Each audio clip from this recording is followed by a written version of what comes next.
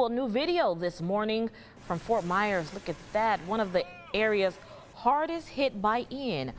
Search and rescue operations are now underway. Hundreds decided to ride out of the storm despite mandatory evacuations.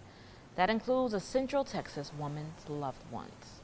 Meredith Haas joins us now with that story. Good morning to you, Meredith.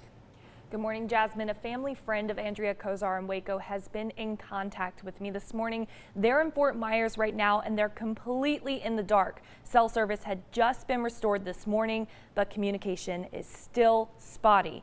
Right now, they don't know which neighborhoods are flooded. We can only assume every neighborhood is underwater. It isn't until the sun comes up that we'll know more. Andrea says her mother, who is also in Florida, faces rising waters in her first floor apartment, and the power is still out. She says her mother and everyone she knows in Florida never expected this size and strength of a hurricane. This is how large Ian is. Are you serious? So like one of the worst hurricanes for Florida, like history of my lifetime, and this is what Ian is. Wow. So it's kind of scary now that like Floridians are in it.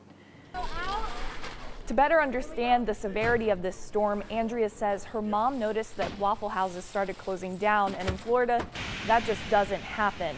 Now she's worried about the power getting back up and the rising water. So I'll be in touch with her, and we'll see what happens as the morning goes on. Yeah, thank you, Meredith.